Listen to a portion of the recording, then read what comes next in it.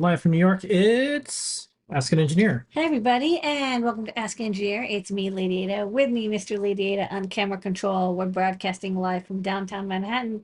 That's where the Adafruit factory is, where we do our manufacturing and kitting and chipping and coating and more. Got an exciting 1 hour show for you tonight. Mr. Ladyada, tell them what's on tonight's show. Tonight's show, the code is CapWing, 10% off the Adafruit store all the way up to 11:59 p.m. Eastern Time. Use it or lose it. Anything in stock, use it just to get 10% off of your purchase. You also get free stuff. We'll talk about that in just a minute. Talk about some of our live shows, some of the stuff we've been up to. Show and Tell just happened. We have a recap from Desk of Ladyada, including Great Search. We also have some time travel. We're going to talk about some return of AdaBox. Some of you have got your AdaBoxes. We've flipped the switch. We'll be emailing folks.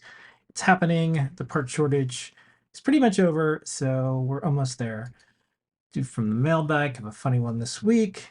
Do some factory footage, some 3D printing. We got some Ion MPI brought to you by DigiKey.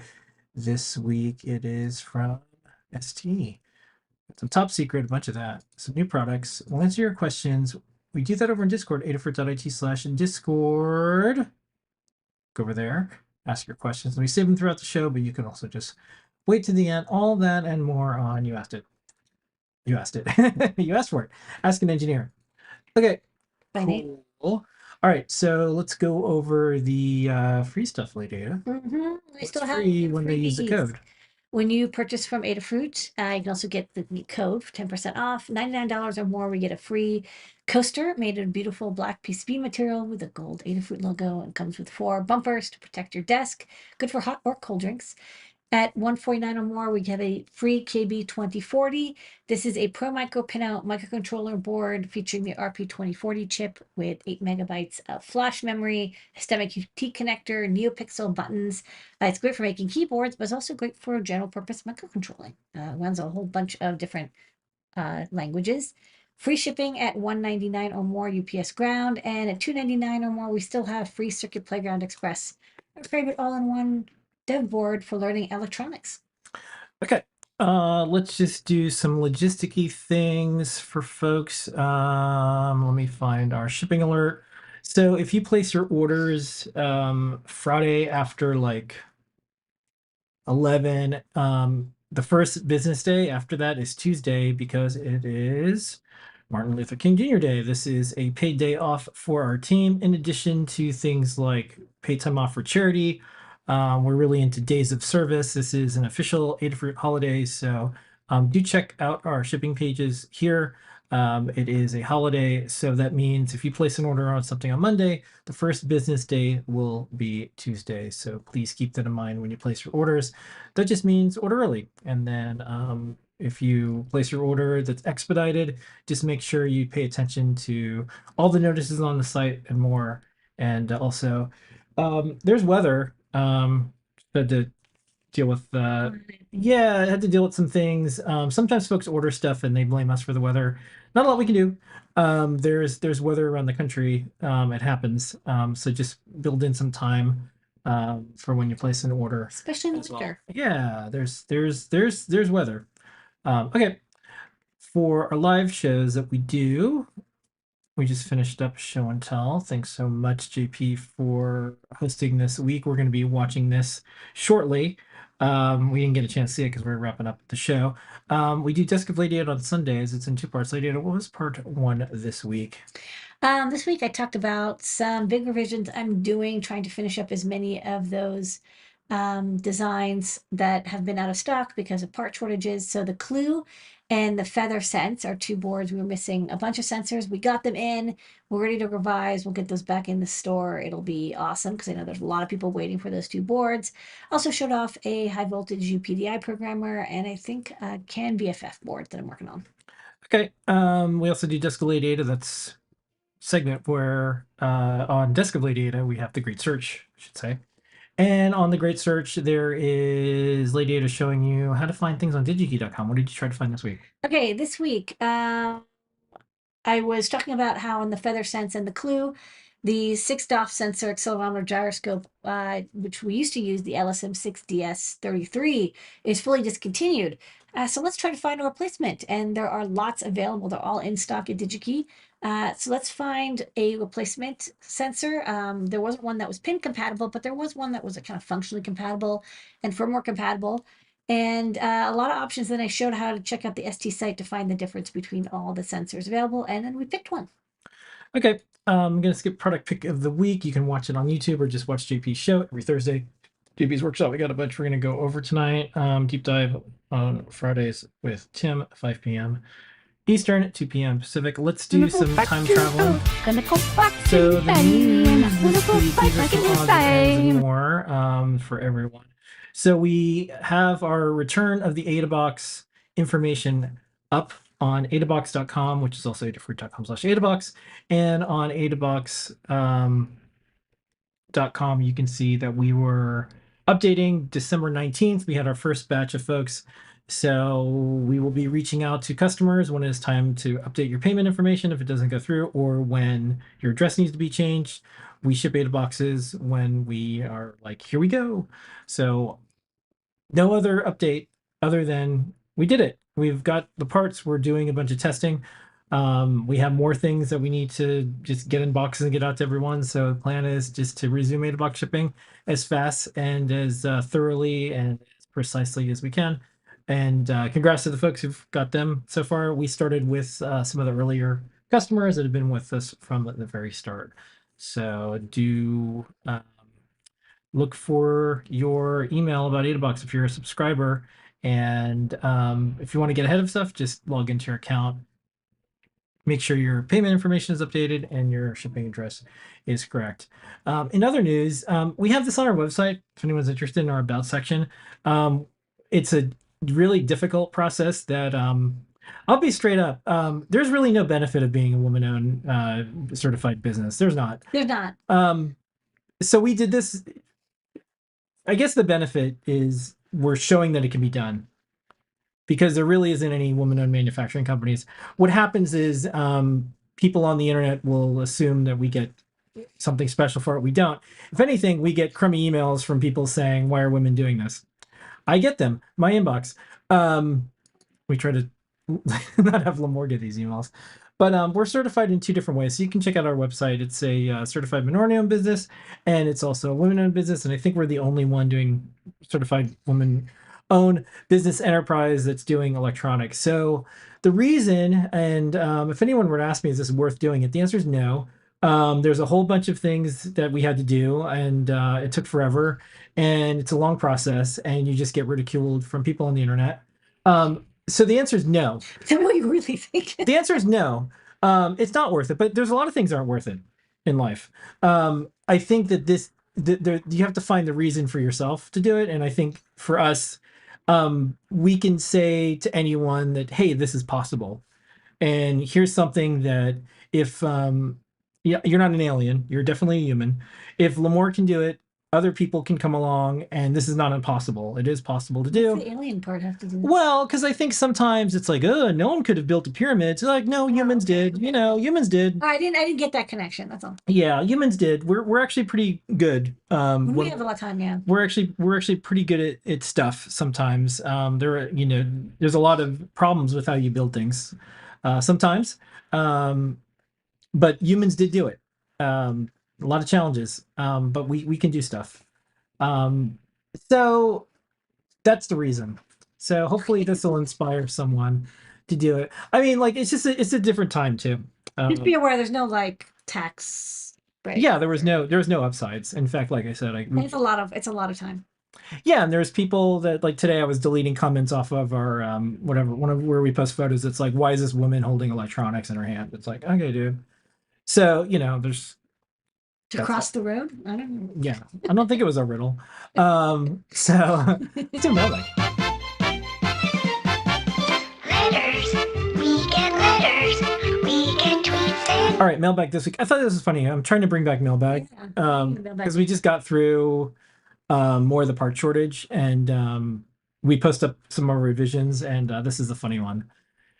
Adafruit, with those constant supply chain difficulties, how often do you have seriously consider running to the nearest mountain to start raising alpacas or something? Here's the thing. There's probably a limited supply of alpacas. I know they're doing like there's probably other they're like we can't get alfalfa for them and Yeah. the combs are unavailable and alfalfa alpaca feed. I don't Yeah. know. So, no, I think the thing is just like everything else, it just has to be um worth it. So if anyone said, should you run an electronics business? I'd say no. Should you try to navigate a global supply chain that's, still kind of fractured? No. But then you can say that about anything. It's like, should I go work at a bank? No. I wonder if like Should I go? people who built the pyramids, did they have like rock shortage? So like, oh, Well, you had to go somewhere else, and it was. I don't think a lot of people who were building and wanted to build them. yeah. They're forced to do it. So there's a lot of there. So you could find a reason not to want to do something at all times. So we didn't really think about alpacas, um, at all. But if you think about it, there's been some type of part shortage in some way for everyone. If you did consumer electronics in some way, there was a PlayStation shortage. There's medication shortages. There was medication shortages. So there's overabundance for some things, and then there's scarcity for other things. We have a corn syrup shortage. Plenty of that. Oh, Lots of cheese. cheese. So there's things that, but again, like, do you want to do that for a living? So no, we haven't thought about going and raising alpacas, but you know, it it is nice when people understand what's going on, especially in this industry, because I think that a lot of us know. Okay, let's do some Python on hardware.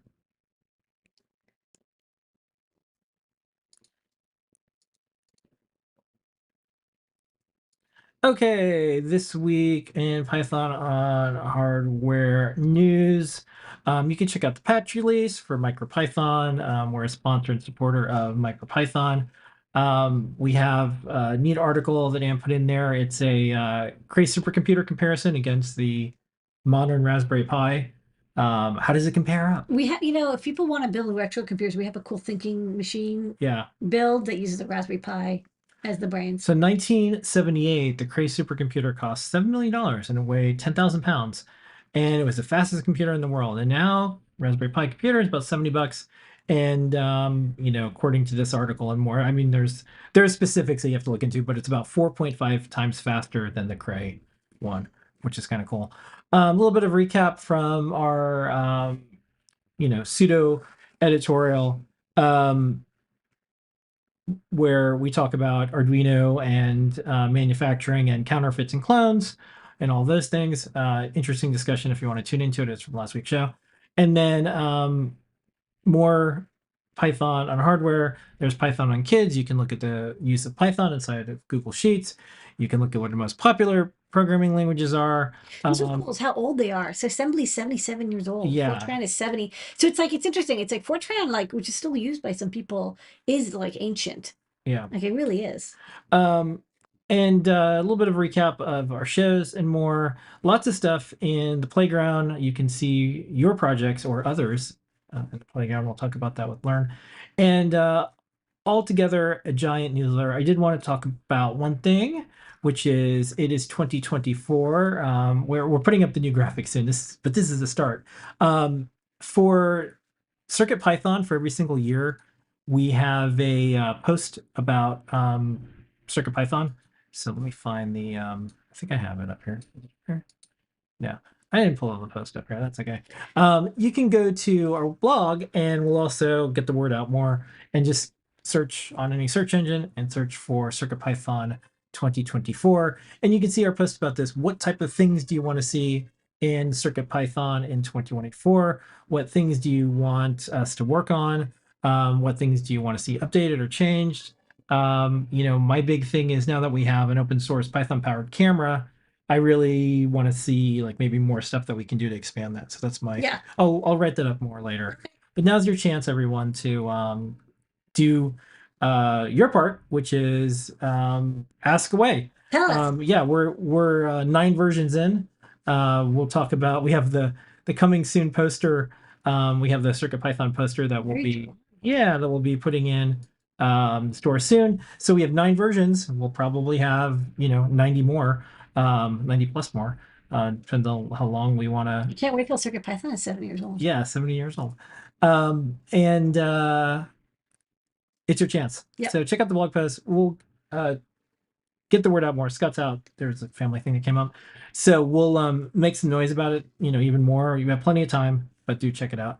This is all delivered to your inbox every single week. Spam free, adafruitdaily.com. We do not spam you. We do not want this part of your customer experience. So this is why it's a separate website. And it's on Adafruit Daily. Okay, let's do some open source hardware news and also some open source hardware projects, products, designs, and more.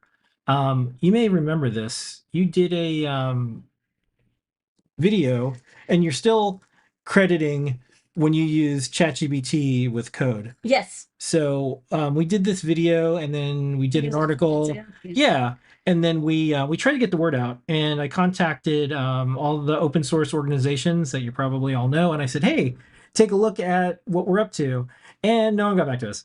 And the reason we whatever.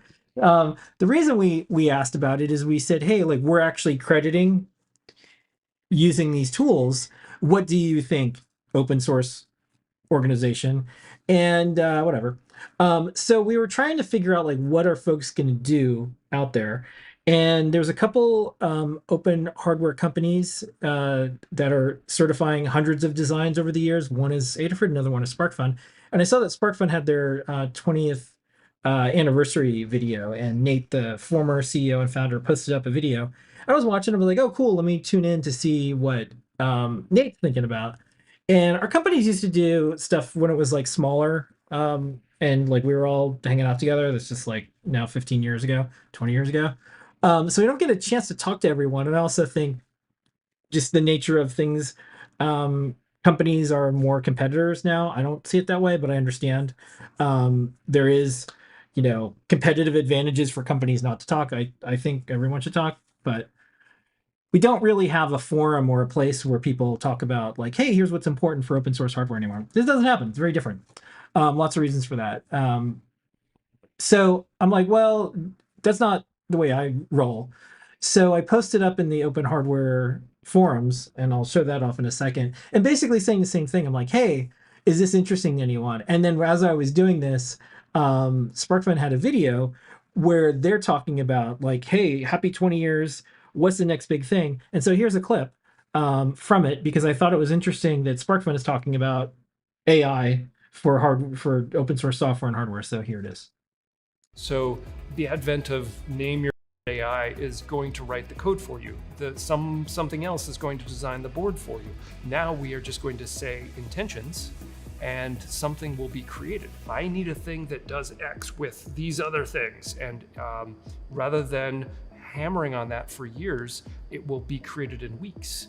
And I'm very excited about that. I think that's really good. SparkFun can play a part in that, and it'll make my job easier. Yeah, I'm very, very excited about the future. I'm ready to build new fun stuff inside of it. Okay, so here's the Oshawa forums where I posted up, like, here's what we're up to. Here's our, we have our, trying to find our article here.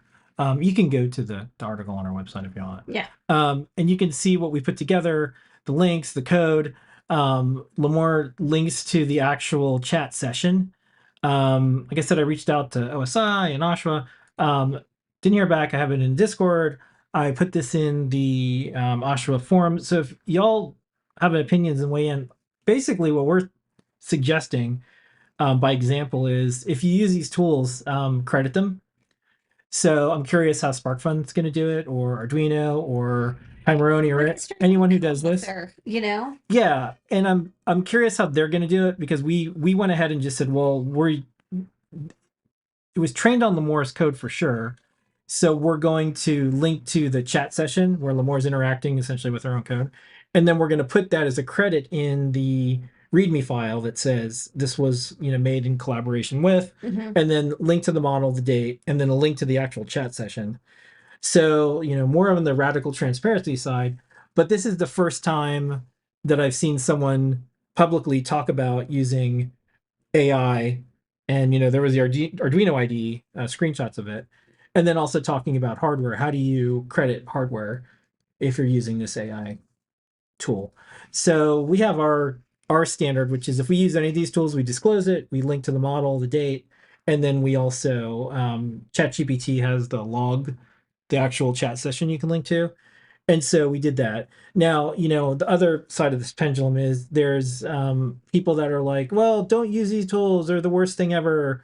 Everything sucks. Terminator is going to take over the world.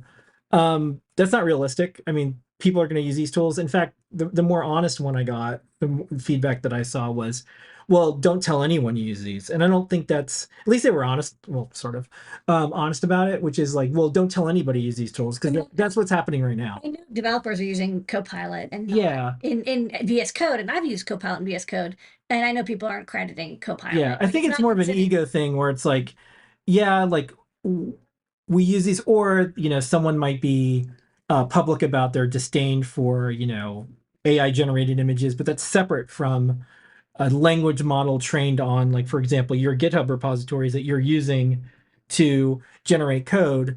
I think this is an interesting topic. I think this would be a great topic for the Open Hardware Summit.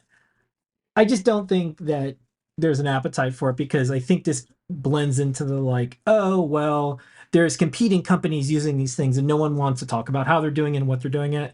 So instead of just like talking, we actually showed what we did, made a video, linked to the chats, and then put this out there. And I emailed all the organizations and it's like, here it is. And so that's pretty much it. Here you go, everybody, comment, talk about it. I think later on, there'll be more interest in this when someone has to decide.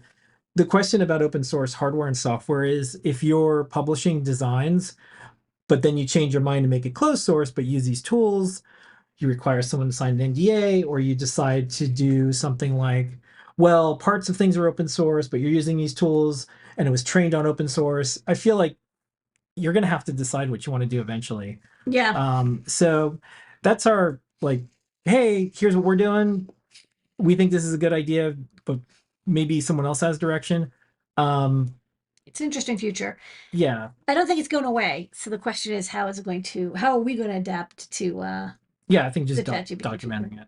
Yeah. Okay, so let's do the guides of the week. Yeah, I only have one. Yeah. So let's go to that now. So we do a bunch of open source hardware, Ladyada. Yes. Yeah. What you got going on with Okay, Bitboard this week? actually, a couple guides. So we've got the 3D printed camera case from Memento. That's from Known Pedro. And then we've added a bunch of updated pages to the Memento camera board, including a page on how to make animated GIFs. So the camera itself can take photos and then turn them into GIFs, and then like the GIF format, and then stack them together to make an animation. And so JP wrote a nice page showing you how you can set up the camera's default camera program into GIF mode.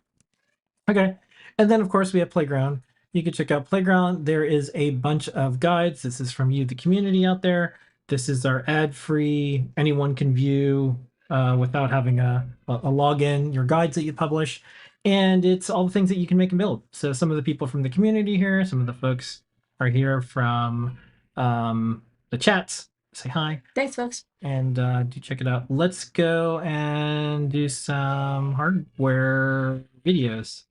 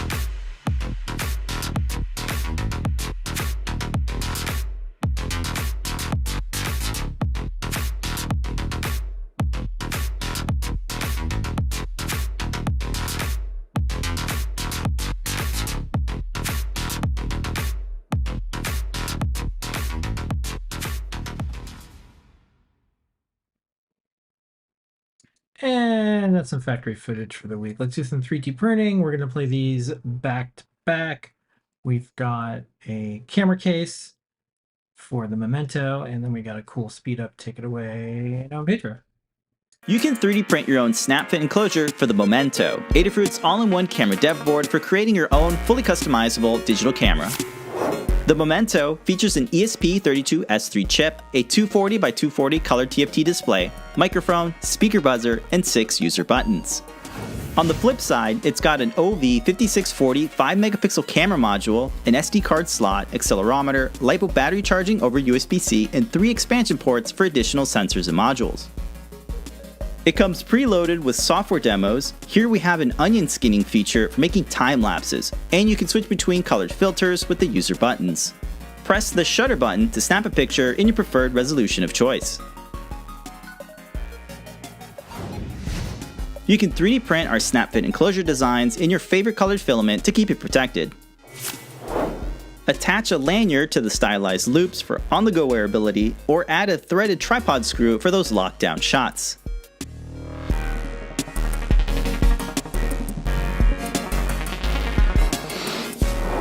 The Memento features native support in CircuitPython with the PyCamera library. You can download and install the latest version of CircuitPython. With the built-in tiny USB bootloader, the board loads like a USB storage device, so you can drag and drop a UF2 file, making flashing new firmware nice and easy.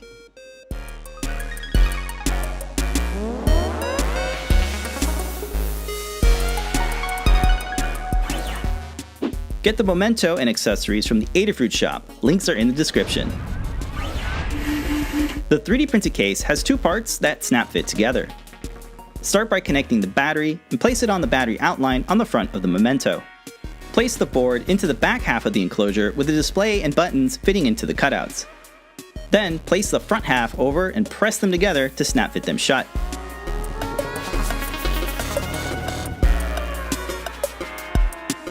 You can install a threaded tripod screw adapter to the bottom of the case using a flat, wide tool.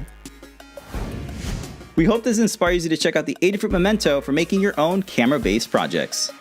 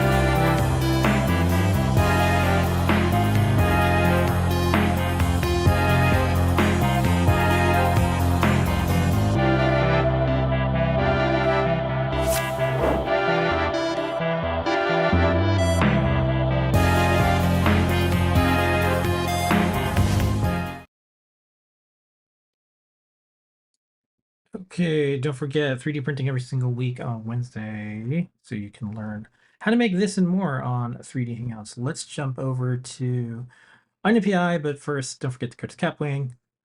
All this free stuff could be yours. Let's kick it off.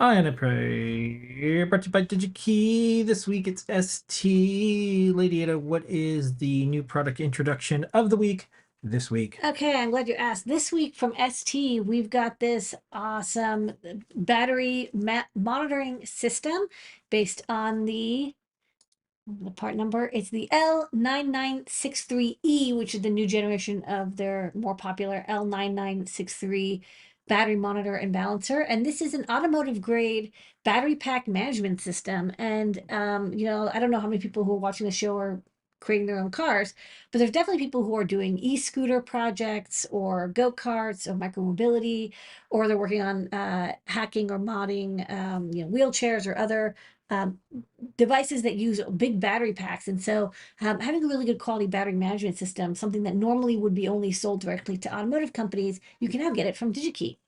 So this is the chip, the L9963E, but we're also going to be talking about the eval board because the eval board makes it a lot easier to use this chip because there's a lot of pins and a lot of components that you need. So first up, the battery in the car that you have, if you have an internal combustion engine, is just something that drives like the stereo and the headlights and the blinkers and stuff. It isn't something that actually runs the car itself. And these batteries are basically usually 12 volts lead acid batteries. They're big, they're heavy, they last like a decade almost. They have big lugs and they provide just the positive and negative terminals that you connect to your battery. Your internal combustion engine charges the battery, and then that's why if you let it sit and it eventually self-discharges, you need somebody to give you a jump to get started. But if you have an electric vehicle, there is no internal combustion engine because instead you have this gigantic battery pack, and the battery pack is what drives the motors that are connected to the wheels. There's no engine, there's an electric motor instead. And you can't use a lead acid battery because it would be way, way, way too heavy and it's not energy dense enough. Instead, you're going to use lithium ion battery cells, much like this. This is kind of a standard 18650 cell. This one has like a blue plastic coating and a cable connected to it because we stock it. And then, this is a kind of a standard size, often made by companies like Panasonic and Sony. In fact, when we went with DigiKey to visit Panasonic, they're like, yeah, a huge amount of our business is selling electric vehicle batteries. And you can put these in packs. In this case, this is a parallel pack where you have 3 cells, and you can kind of see the 3 cells parallel connected to give you larger capacity but the same voltage. And in an EV, you're going to have strings of batteries that are then parallelized. So you put, a bunch of cells one after the other to give you about like 48 volts, although that number may vary. And then those strings are parallelized to give you a lot of current. And then the battery packs are just like enormous. The thing to deal with these batteries is, first off, the energy density is very, very high. And so you have to safely charge them and discharge them. And you also have to manage the battery life. The batteries are, when they're fresh, they have a huge amount of capacity, and then they slowly have less and less capacity. But ironically, you don't want people to think that you have more capacity than you've got. Like, you want to kind of have the capacity be like some standardized. You also don't want to overcharge the battery. And so as I was reading about this, I learned like, oh, you actually like charge the battery a different way based on the aging of it. And that's one of the things that a battery management system will help you with.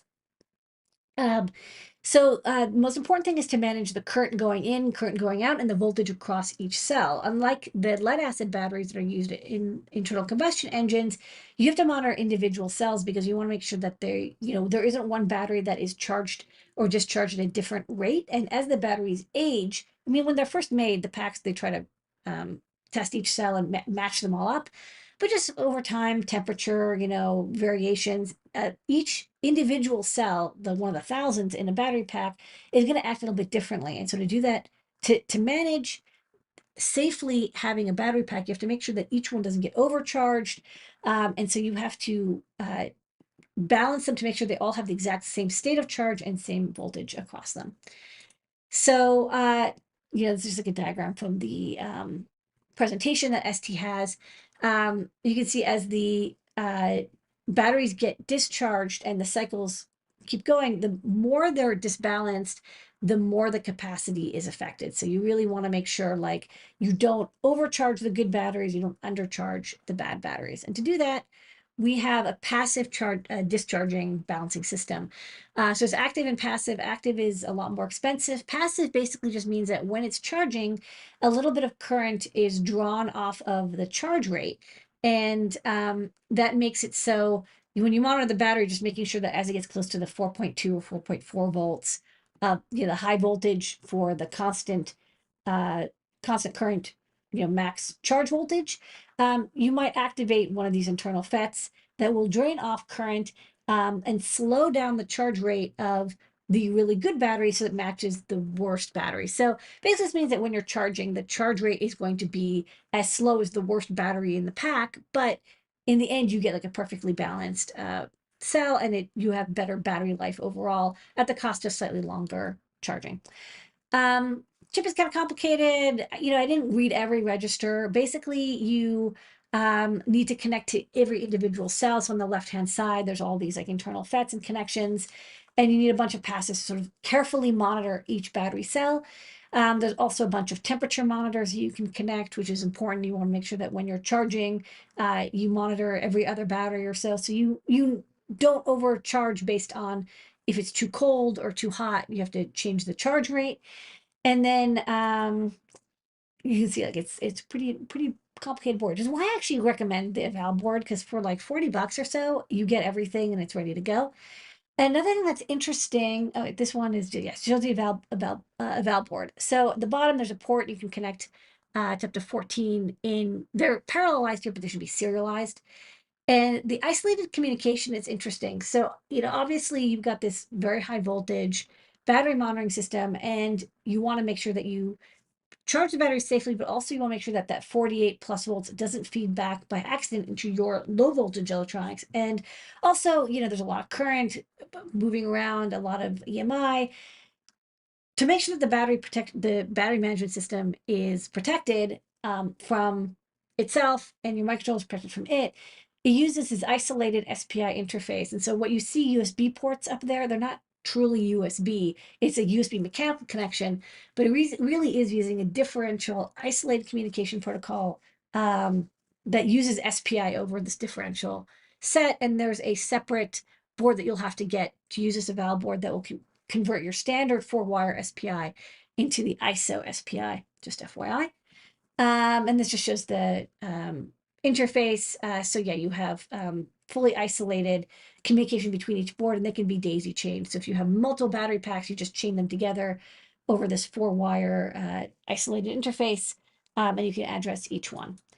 We did find a library. The chip is fairly complicated, but we found that there's a cool student electric vehicle group that published a library on GitHub for STM32 chips.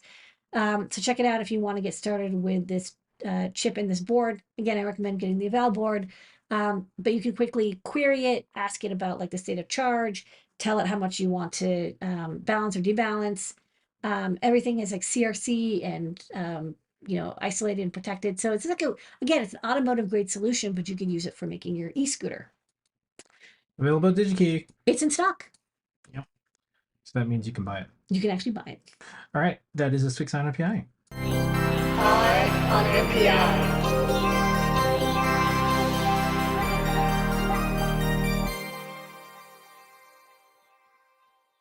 Alrighty, don't forget code is Capwing. We're gonna try to get on here right at 9 o'clock on the dot. So in order to do that, we're gonna just go right to new products. Ladyada.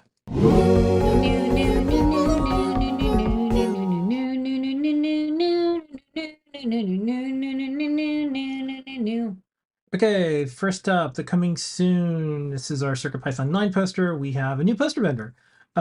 We were using a poster company, and they didn't like that we weren't using them for every single one of our packaging needs and goods, and told us to buzz off. So it took me a while to find another poster vendor. So we should have these in stock soon. Art by Bruce. Yeah, You know, you can connect HID devices and displays, and we've got USB host. So some cool stuff. Yeah. in Okay. this. Next up, Next up, we've got a whole gaggle a bunch of these. power supplies, different configurations. The reason I like these power supplies, like we already stocked 5-volt, 5-amp power supplies from the Raspberry Pi Foundation, and 3-amp for their Pi 4s and Pi 5s. They don't have this cool switch built in, and the switch was kind of like, not only is it a switching power supply, but it's a switchable switching power supply. So these are all 5-volt output, and some are 3 amps and some are 4 amps. The 4-amp one is going to be a little bit more expensive. It's also a little bit bigger. But these are great for use with your Raspberry Pi 4, which has a USB-C connector. You could also use them with the Pi 5. The 3 or 4 amp one will work just fine. I'll say if you're using like all of the possible ports and they're 1 amp each, and you've got like multiple displays and disk drives connected over USB, you might need 5 amps. But like 95% of people do not need a full 5-volt 5-amp power supply. 3-amp or 4-amp will be fine. And again, that switch is pretty cool because you can now like really cut power to your entire setup. Does the switch cut the mains? Well, there's no mains power. The mains power is in the transformer and in the brick, and then the switch is for the 5 volts that comes out of the USB port. Yeah, a switch for that would be like on the block. Yeah, that'd be on the block. This, I mean, but it's a switching power supply. If there's no load, it's not going to use any current. So it's not like old style, where the current would still be going through a transformer. There's no, it's smart, so it's not going to be drawing power even if the switch is turned off on the 5 volt side. Okay, cool. Yeah, and make sure you look at the product page documentation. Yes, there's a couple ones. There's like a vertical style, a horizontal Yeah. style, and a high current. This is 4 amp, and those are 3 amp. Okay, next up. Next up, by request from JP, we have these silicone coated wires in different colors. We've got like the pack of like red, black, orange, green, blue, or whatever, but he's like, or white. And he's like, I want more cool colors. So this is extension cables about 6 inches long. And they come in a bunch of different colors. You get 30. So I think it's like 5 wires in 6 different colors. Okay, and then the star of the show tonight, besides you, Ladyada, our community, our customers, our entire team at Adafruit that makes things go, and all the folks that are totally into sharing and making the world a better place through science, technology, and engineering, and more. That's what the M in STEM stands for. More. This is a new feather wing by request, but also I thought it would be a fun build. It's a capacitive touch 3.5-inch diagonal feather wing with lots of pixels. This is basically the biggest display you can get with the SPI interface. I misspelled capacitive somehow. I think I was working on this really late at night. We'll fix that in post. Next board. But you can order now and get the version with the typo, and it might be worth more in the future, like a misstrike on a stamp. So this is a feather weight, which means you can plug a feather into it. So let's go to the overhead. I'll show a demo. So this is my prototype. So it's green. And it also has the typo. I didn't catch it in the beginning. But otherwise it's the same hardware, and you can plug in any feather into it. I will say that the best feathers to use, because it is a big display, are ones that have a fast SPI port. So the RP2040, the ESP32, the M4s. You could use this with the 8266 and the M0s and the 328 and the 324, but it's going to be a little tougher. You're not going to get as high speeds. It's going to be slower updates. Definitely the ESP32s are going to be fast. RP2040 is not too bad either. So you plug in the feather, you get a STEM QT port, this nice on-off switch. You can see the backlight just turned on, turned back off. Backlight driver, and then it communicates over I2C for the touchscreen and SPI for the display itself. I'll turn this so you can see Adabot in all his glory. So this is the display, and it's displaying over the micro SD card. So there's a micro SD card slot over here. And the capacitive touch is multi-touch. So there's 5 touch points available. So you can see as I put 4 fingers on it, can track each point individually.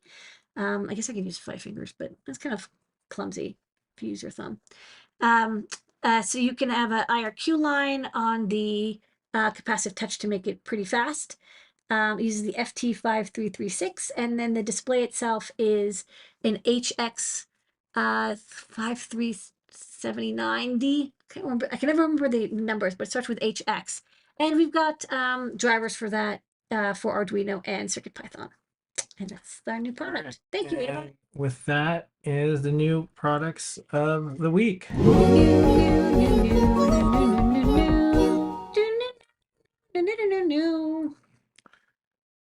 Okie dokie. Stick to the engineering. So we're going to answer questions. You can do the you can put your questions on Discord. I already have some lined up, but we're going to do some top secret while you put your questions there, and then we'll see you in the chat and read these off.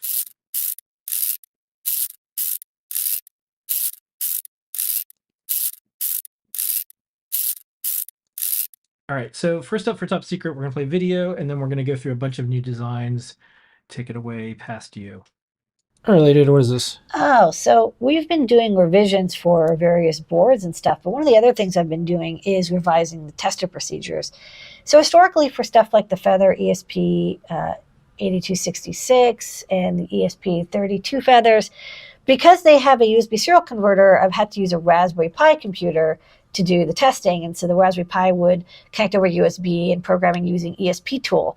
But now that we have USB CDC support natively in TinyUSB, I'm using a Pico through BitBang USB, which can actually do the programming for an ESP8266 or 32 via a USB CDC device, which is actually kind of cool. There's like 4 layers of coding that needs to be done.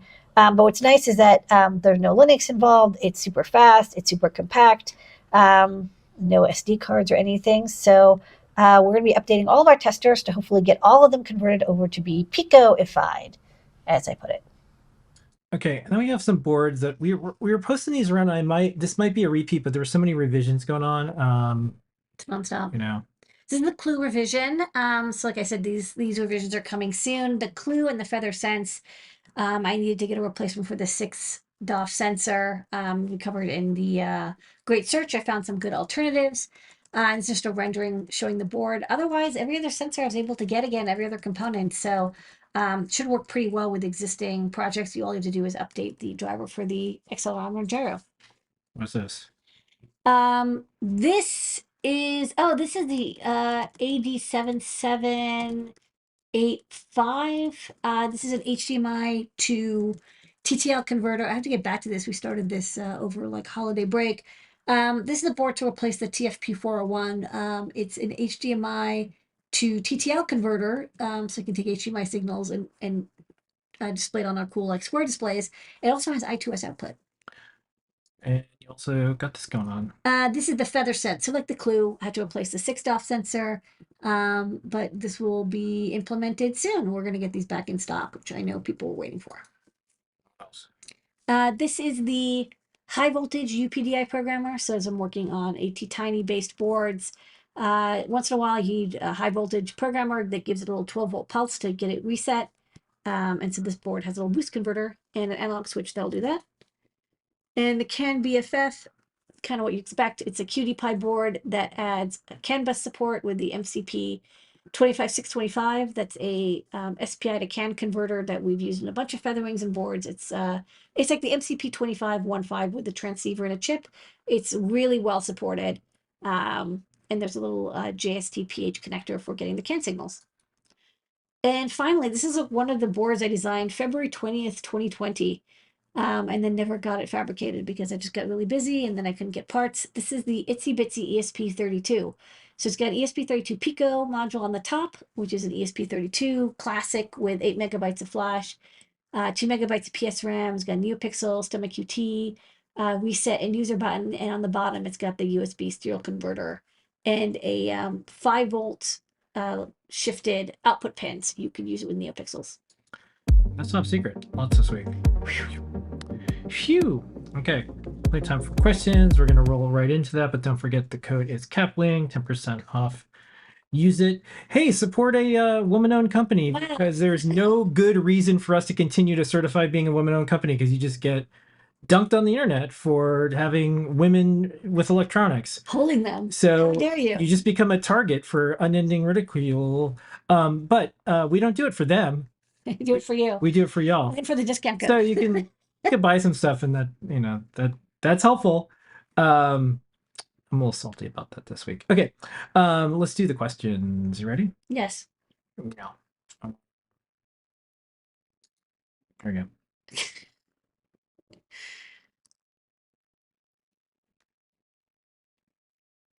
Okay. Questions this week. I have these. The question is, why is there women holding electronics? Yeah, ban that guy and his sock puppet accounts from our various social media networks. Okay. I had a question for Liz during show and tell. You said you might add MIDI or CV. What's CV? So CV is a very old system, but it's also used modernly for modular analog synthesizers where you send usually it's 1 voltage per octave, so it's a constant voltage. So the voltage tells it what note to play. It's an analog signal, whereas MIDI is a digital signal. Okay, this is a request for CircuitPython. I would like to have CircuitPython to have Nintendo Switch controller compatibility in the HID. HID realm. Well, you can actually add HID devices fairly easily. Take a look at the library that Dan Halbert wrote and maybe try adding it Oh, yourself. this is interesting. This is kind of a answer to the question that was asked. Any plans for an ESP32 Itsy Bitsy? And there's ESP32 Itsy Bitsy. That could be a great WLED board. Well, So congratulations. is this the one they were? That's the thing yeah. I Top mean, it's just secret. from years ago, Yeah, we're working on it. depressingly long time ago, but it's gonna get Yeah. done. For capacitive touch, it only registers fingers and likes. Is that I what think it? they're saying that because it's mistyped. Yeah, It's capacitive. I thought that was a question. Capacitive. Okay. I was into the P. It's weird. I could have sworn I fixed that typo before I ordered PCBs, but like I didn't see it. Yeah, it happens once in a while. Let me add this down here. Okay, so that question wasn't really a question. It was just because there was a typo. Okay, to answer the question a few weeks ago, you can pop out the little clear plastic fan in the official Raspberry Pi 5 case to use the metal heatsink and fan. Okay. Thank you. Good to know. Is there any way to monitor the remaining value on a gift certificate? Email support at adafruit.com. Just off the top of my head, I don't think that you would be able to get access to someone else's once Yes, you once send it it's to them. given. Yeah, so there might be a couple like, well, not if the following, but if it's yours, you should be able to. But email support at adafruit.com. Our team will help you out, who answer all those types of questions all day long. The team of Adafruit creates amazing 3D prints for new boards. Have you ever considered selling a limited amount during the first few weeks of a product launch as an upsell?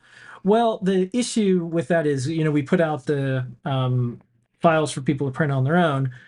We hope people will print them out. That just starts to turn into another business, but because people would say, I want a different color, or I want this type of thing, and then there's a shipping cost with it. Limited edition could alleviate that, which is like, hey, we only have this many. We are looking into having 3D printed cases or more 3D printed like things for the boards that we have. Yeah. So we're working on that. We want to do it in a way where there isn't kind of unending customer grief, where they're happy about what they're getting, and we always post files, so that's the easy part. The hard part is having something that we would be fine with saying, here you go, and more than just a limited edition, maybe having available like kind of forever. So we'll see. We're working on it. Is there It's a Busy peripheral named Bikini, or at least a yellow polka dot? Not yet. No, yeah, but it's a good idea. Cute little polka dot board. Yeah. Okay. Working on some ideas for some interesting PCBs. Question for Adafruit: the upcoming ESP Itsy Bitsy is the 5-volt pin output only. Is the 5-volt pin output only? Yes. It's output only because if you have a 5-volt input, you would just use a resistor divider. That works great. It's very precise, but it's very hard to shift a voltage up. So there's a single pin that would give you a 5-volt output. Okay. Digital signal. I think I got all of this. Let me check the other places. I think I got all of them. We did. Okay. Good work, ladies. Yay. You speed round that, which is But there's a lot of questions today. couple minutes to spare, so that just means we can do let me close the questions. And of course, you can hang out in the chat. Everyone's around adafruit.it/discord. That is open 24/7. We have great moderators and more. Do make yourself at home and hang out. The other chats will, of course, close down after our video stops broadcasting. Don't forget the code is Capwing. All this free stuff could be yours. Free. And help supports us, an open source hardware company in New York City. That's what Don't forget, don't forget, on Monday, it's a holiday. It's Martin Luther King Jr. Day. So if you order something after 11 a.m. on Friday, it will not ship till Tuesday. Just keep track of the shipping information on our website and more. I'll jump in for this one. Where can I get more information for Nintendo Switch controller support? So where would they look for the HID support information? You bunch of learn guides. check out the learn guides we have. Type HID. CircuitPython. Yeah. And then, help in Discord, help with CircuitPython Discord. They might have some tips for you. There's also probably a lot of, if you search for microcontroller, switch controller, microcontroller switch interface. Probably other people have done like the HID interface documentation. So then you'd have to just port that to CircuitPython. Yep. Okay. Learn is probably your best spot because we have a lot of examples. Yeah, we do. So that's our show for tonight. Thank you so much, everybody. Thanks, Dave, behind the scenes. Thanks to everybody who's in the chat and more. We're a lot going on tonight. Thanks for hanging out with us. And we'll see you throughout the week. And of course, next week, this has been Native Fruit Production. Here comes your movement. Your moment of Zener. Positivity. It's like misspelling for words. Good night, everybody.